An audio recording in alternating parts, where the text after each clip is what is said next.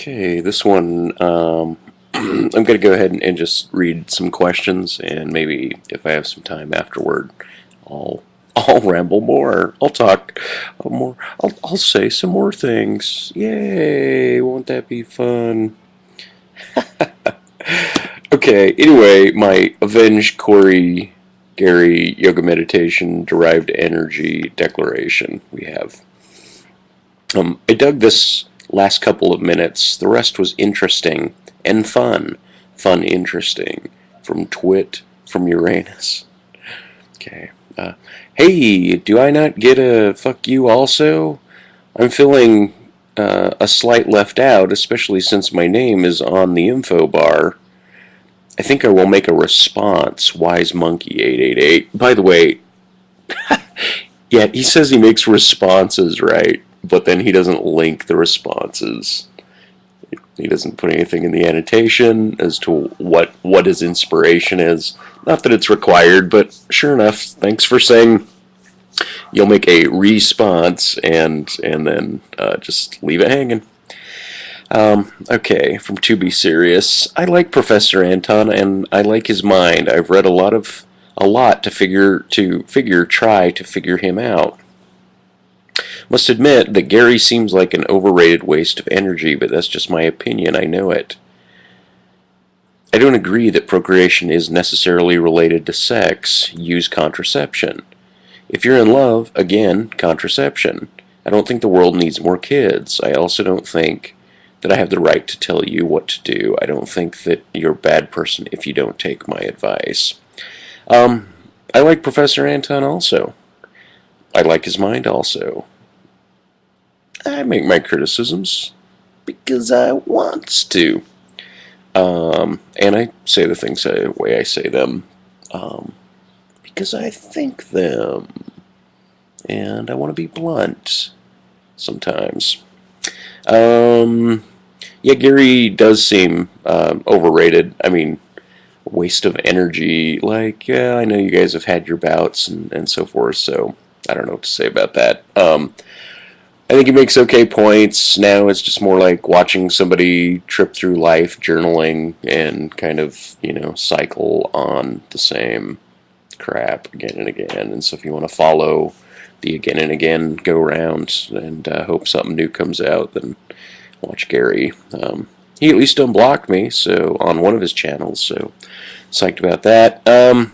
Procreation, antinatalism. I'll have to make another video. Once again, my idea that sex as just oral communication. I'd like to say procreation is just oral communication.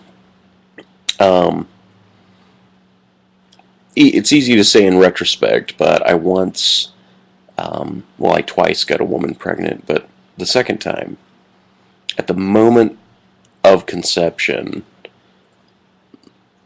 I felt / knew that I got her pregnant right at that time, and I'm not certain how to say it other than something felt like it got in, something felt like it hit the target. I don't know if any other guys have this experience. I guess it would be easy in retrospect to say that, but I started treating her as if she was pregnant after that, to find out that she was pregnant eventually through tests, then to go through an abortion state.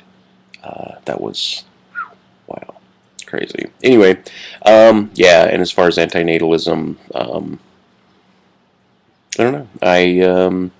I think kids bind us. I think they are the new brush for the new art form. They are the canvas. I think we tie our lives. I think they're an expression of self, an expression of communication. I think they are a continuation. I think it's a matter of life. I don't think that the concern about world overpopulation is, I think it's a good political concern. I don't think it's something that I'll allow to dictate my life. I try not to litter, but I think, hey, the roads are already litter, so maybe I'll throw my crap out on the side of the road. Maybe I'll trash the environment a little bit. Not really, but I try not to. Okay, next question. Anyway, just have to add that I did not get your esoterica. I spent one summer reading everything I could find by Aleister Crowley, and I decided that the Golden Dawn stuff was pretty much his personal ego trip, trying to get way for him to get laid, good way for him to get laid. I just don't get all that stuff that is said with him as its source. It all makes very little sense to me. And your comments about the Chinese calendar was Greek to me too, by the way. Yeah, I had a bit to drink, but I was cramming it all together. Like I said, the orb gave me a reason to look at the notion that shapes take on a vibrational energy, and that the process of drawing symbols or portraying symbols somehow shares a psychological reverberation through maybe certain people's where it doesn't through other people's, but and the idea of interdimensionality, multiple perpendiculars, running it through mathematics, defining interdimensional space, makes me wonder whether or not it might actually be argued, and I should probably skip to this other question on this other video related to this, the idea that a certain symbol has meaning.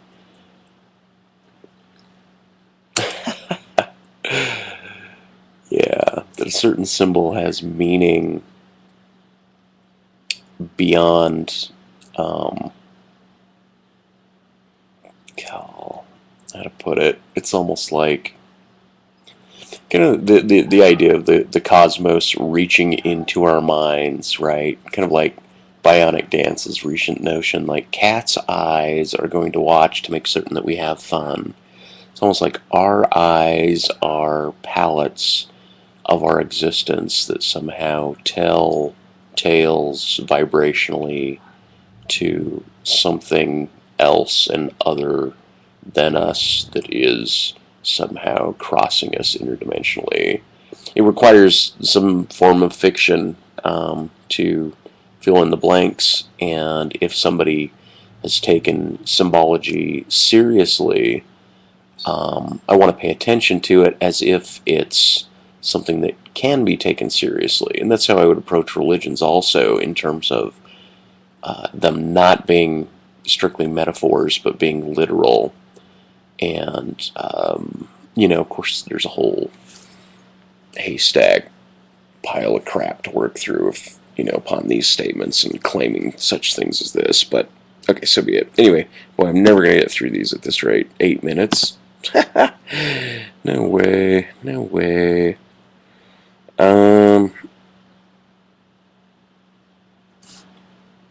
I and Corey are not going to take your allegations of Oh, I can't even record this crap. Like, I can't even... I'm sorry. Like, I just wasted your time because I don't have enough time to go over all the questions I would if I had, like, an hour-long video status.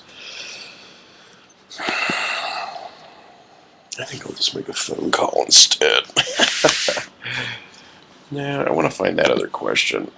Sure, Larry, it's my most amazing point of view right here. I appreciate you looking at me what I did.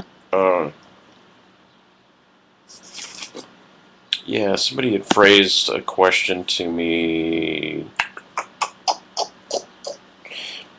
Dospook, I appreciate the perspective you've outlined here and in other videos. You and others have helped unlodge me from the authorial narrative that I abided by my entire life. Anyways, could you make a video discussing how you feel about the ontology or place, location, and mechanism of our symbols language? I mean, is the communicative symbolic mechanism running on autopilot independent in some sense later?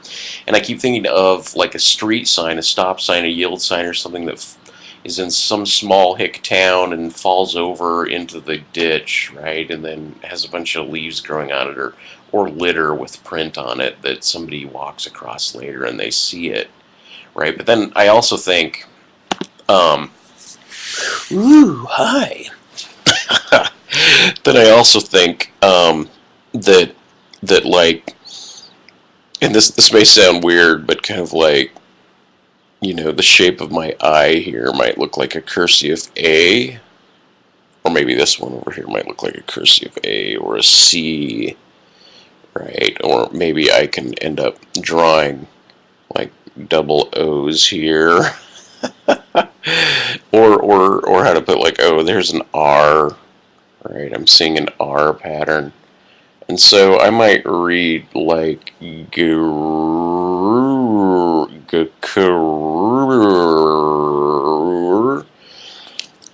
I hovered across a beach once, and I'd smoked a nice joint at the time when I had made this poor decision in life.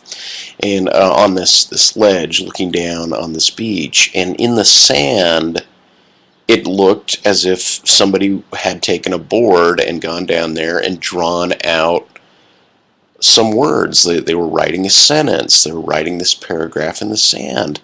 And I even looked at my friend and I'm like, look at that. What does that say? What does that say down there? And he's like, what are you talking about? And I'm like, somebody wrote in the sand. And he's like, no, they didn't, man. That's just the sand. Right? And so I was applying lexical symbols onto natural fixtures, onto the wall. Like, if you can start seeing symbols in your room or in your ceiling or in the wall or something like that, your environment will start, you can actually read your environment like you're reading a book, right? Now, is this a place location of symbolism, right? Is this not mad, right? Like this is mad, right? It's maddening to think that one might be able to read their environment that way. But I feel like I have like trained myself to look for such things. It's completely insane. It's completely off the wall. But sometimes it feels as if, like I said, there's something interdimensional, and it's now this crease that went on in my reality with the orb has allowed, as reason or excuse, some sort of new broad triangulation into that which is necessarily speculative and on the surface rationally absurd and insane. And nevertheless I continue that. So that was a crossover question that I thought was really interesting. And God, like I said, I apologize for taking up 13 more minutes of your time. But anyway, okay, and then on this other video, which is my swim nihilism declension of robust narratives, to be serious, I don't think you need to go to so much esoteria, do you? The world comes to appear threatening, disturbing, sinister, when implicit meaning is not understood, because, as Wittgenstein summarized, might we imagine a man who, never having any acquaintance with music, hears someone playing a reflective piece of Chopin and is convinced that this is language and that the people are merely want to keep the meaning from him.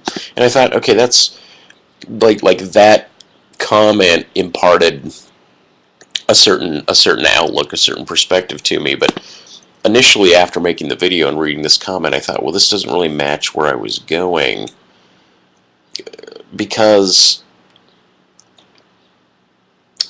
it would be more like seeing something written in the sand and not knowing if somebody wrote it or whether or not it was a naturally occurring cursive that you can extract a read from. And perhaps this is just my training, always paying attention to color and detail and wanting to find the image within, wanting to see the David within the stone, wanting to see the image within the canvas. I'm like extracting these meanings. But sometimes psychologically it feels like it's coming from beyond, and then I re-reflect as if that has some sort of possibility, and then use the orb as excuse for such things. So I grant myself over to the esoterica, and this comment itself may ostracize me. I'm not certain how to backstep through these declarations to the people that would follow me on here. So, well, what to say? Here it is.